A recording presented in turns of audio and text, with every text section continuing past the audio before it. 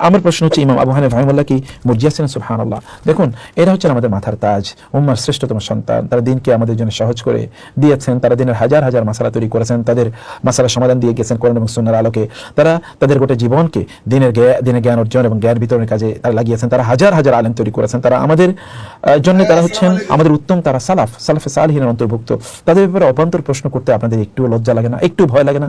আপনি এটা চিন্তা করতে পারেন যে ইমাম আবু হানিফা রাহিমাহুল্লাহর সামনে হাজার হাজার লক্ষ লক্ষ ছাত্র পড়াশোনা করতেন। এরকম হাজার হাজার ছাত্র তৈরি হয়েছে যারা আজকের এই দুনিয়াতে যারা বড় বড় আলেম, এরকম আলেমরা ইমাম আবু হানিফার ছাত্রের একেবারে পেছনের কাতারে ছাত্র হতে পারে না, যোগ্যতা রাখে না, একেবারে পেছনের কাতারে ছাত্ররা যোগ্যতা রাখতে না। তাহলে আপনি এইরকম ব্যক্তিদেরকে আপনারা কিসের উপর ভিত্তি করে এই জাতীয় কথাবার্তা বলেন? আল্লাহ সুবহানাহু ওয়া তাআলাকে ভয় করুন, সালাফদের ব্যাপারে ভয় করুন। এটা বড় ধরনের একটা ফিতনা এবং শয়তানি, এটা শয়তানের পক্ষ থেকে একটা বড় ধরনের ওয়াসওয়াসা যে আমাদের সালাফদের ব্যাপারে আপনাদেরকে লাগে, এবং এটা বড় ধরনের একটা মুনাফিকি। মুনাফিকদের বড় আলামত হলো তারা সালফে সালিহিন নিয়ে তারা কথাবার্তা বলবে। খারিজিদের আলামত হলো তারা আলেমদেরকে নিয়ে অথবা সালাফদেরকে নিয়ে তারা কথা বলবে। এটা খারিজি প্রবণতা। এই প্রবণতা থেকে বের হয়ে আসুন। আপনার নিজকে আপনি দাঁড়া করিয়ে দেখুন, ইমাম আবু হানিফা রাহিমাহুল্লাহ এটা চুলের যোগ্য আপনি হয়েছেন, তার ইবাদতে তার ইলমের কোথায় আপনি বা আপনারা আছেন কোথায় বলুন তো?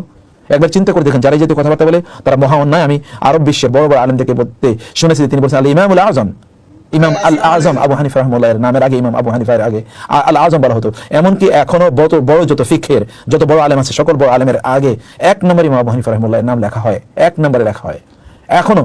আর বিশ্বের বড় বড় আলেমরা তারা ইমাম আবু হানিফা রাহিমাহুল্লাহ এর নামের আগে তারা শ্রদ্ধা, তারা বহু কথা বলেন। ইমাম শাফিঈ রাহিমাহুল্লাহর মতো ব্যক্তি বলেছেন আন-নাসু ইয়ানুন আলা ফিকহি আবু হানিফা। আবু হানিফার ফিকহের কাছে মানুষ আবু হানিফার ফিকহের পরিবারভুক্ত। আপনি যেমন পরিবারের প্রধান, এই পরিবারের সকল দায়িত্ব আপনি পালন করেন। এই ফিকহের মূল দায়িত্ব পালন করেছেন ইমাম আবু হানিফা রাহিমাহুল্লাহর, অন্যরা তার এই পরিবারের সদস্য।